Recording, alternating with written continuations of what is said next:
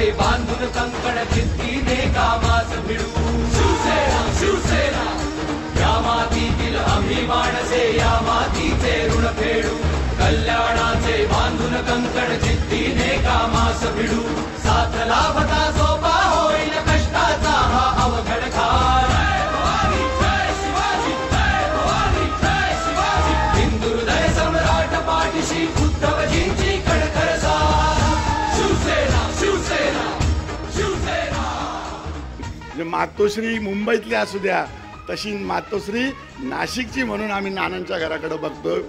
नाना आज तुमचा वाढदिवस आहे आणि शिवसैनिकांच्या दृष्टीने आज अत्यंत भाग्याचा दिवस आहे। या देवळाली मतदारसंघाचे भाग्य विधाते म्हणून त्यांनी एक वेगळी ओळख निर्माण केली आणि त्यांच्याच पावलावर पाऊल ठेवून योगेश बापू घोलपही त्या ठिकाणी काम करत आहे।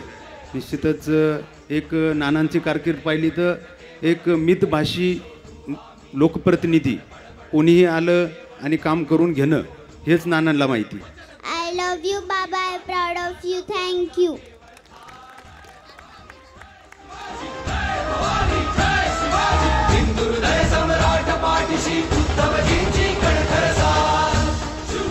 मातोश्रीवरनं मी निघून जात असताना घोलप साहेब मला पाठीमागच्या दारावरनं शिवसेना प्रमुखांपर्यंत घेऊन गेले।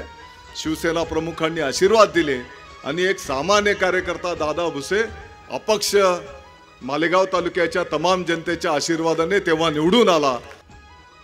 सुरुवातीला या गावांमधून मला 100 मतं सुद्धा नाही मिळाले, पण आता मला 95% मतं या गावातून मिळत आहेत।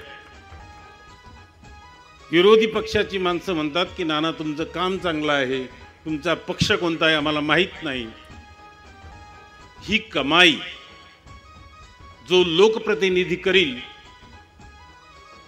तो 25 वर्ष नाही, तो 50 वर्ष आमदार राहील।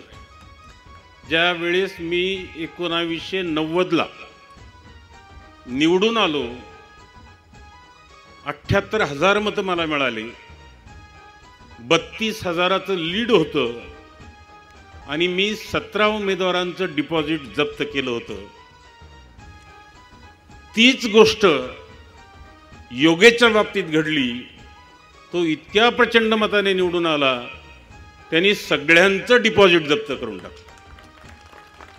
मग मला विश्वास आला की नाही, माझ्या कामावर लोकांचा विश्वास आहे, माझ्या वागण्यावर लोकांचा विश्वास आहे।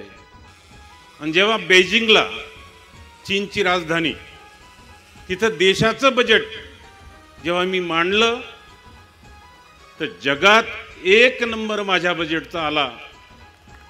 त्याचं कारण असं होतं की देशातल्या जगातल्या कोणत्याही देशाने महिलांसाठी राखीव जागा ठेवल्या नाही। मी नोकरीसाठी 30% आणि आपल्या ग्रामपंचायतीपासून तर जिल्हा परिषदेपर्यंत 33% जागेचं आरक्षण केलं आणि त्याबद्दल जगातलं सगळ्यात उत्कृष्ट महिला धोरण याचं मला पारितोषिक मिळालं। समाज कल्याण हे दलितांचं खातं, कधीच त्यांना पूर्ण बजेट मिळालं नाही। त्यांना मी 100% बजेट देण्याचा प्रयत्न केला आणि आज मी ज्यावेळेस मंत्री होतो त्यावेळेस दलित वस्तीचं बजेट होतं 1100 कोटी रुपये आणि आज 2018ला ते बजेट आहे 11,000 कोटी।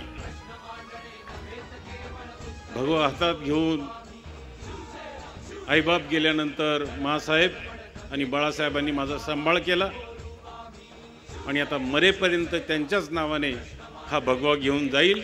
तोपर्यंत कुठल्या प्रकारचा बदल माझ्यामध्ये घडणार नाही, काही झालं तरी घडणार नाही। मला बाळासाहेबांच्या पेक्षा दुसरं खातच मोठं नाही।